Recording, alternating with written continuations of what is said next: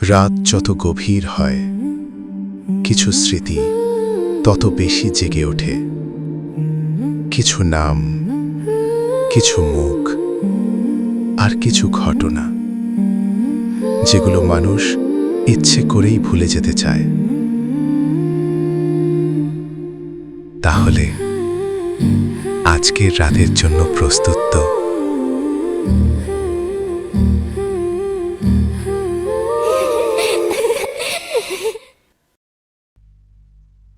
ছোটবেলায় প্রতি গরমের ছুটিতে আমি গ্রামের বাড়ি যেতাম।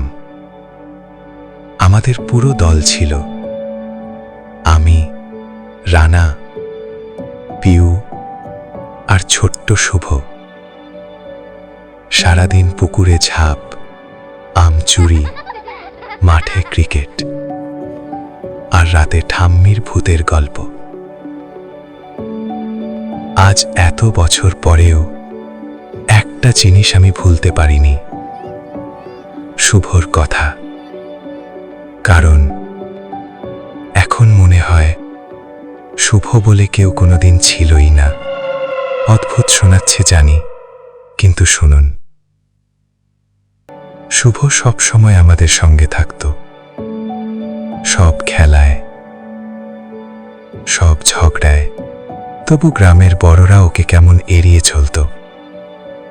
একদিন দুপুরে শুভ বলেছিল, তোরা কেউ সন্ধ্যার পর বাঁশঝাড়ের দিকে যাস না। আমরা হেসে ফেলেছিলাম। শুভ কিছুক্ষণ চুপ থেকে বলেছিল, সন্ধ্যার পর ওরা কুনতে আসে।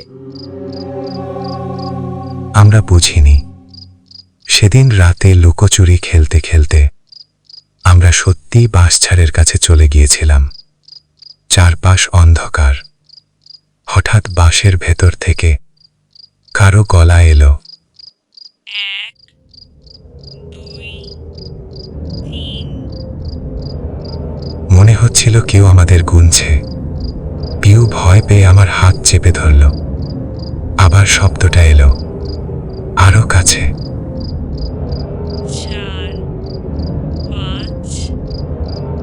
আমরা দৌড়ে পালিয়ে এসেছিলাম, কিন্তু শুভ দাঁড়িয়েছিল অন্ধকারের দিকে তাকিয়ে। পরদিন সকালে আমরা শুভকে খুঁজে পাইনি। আমি ভেবেছিলাম ও হয়তো বাড়ি চলে গেছে। কিন্তু যখন শুভর কথা সবাইকে জিজ্ঞেস করলাম, সবাই অদ্ভুতভাবে চুপ হয়ে গেল। শেষে ঠাম্মি ধীরে বলেছিল, তোরা একটু আগে কার কথা বলছিলিস? আমি রানার দিকে তাকালাম, পিওর দিকে তাকালাম। ওরাও চুপ, যেন ওরা কোনো নামটাই কখনো শোনেনি। থাম্মি কিছুক্ষণ চুপ করে বাইরে বাঁশঝাড়ের দিকে তাকিয়ে থাকে। অনেক বছর আগে ওইখানে একটা ছেলে হারিয়ে গেছিল। হাওয়ায় বাঁশগুলো ধীরে দুলছে। তারপর খুব আস্তে বলে, গ্রামের লোকেরা বলতো সন্ধ্যার পরে ওই বাঁশঝাড়ের ভেতর থেকে কেউ সংখ্যা গুনত। 1, 2, 3।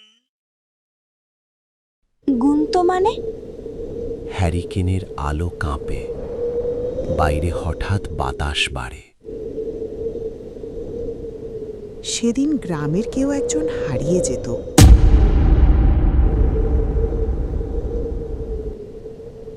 ঘরের ভেতর নিস্তব্ধতা নেমে আসে। দূরে কোথাও কুকুর ডেকে ওঠে।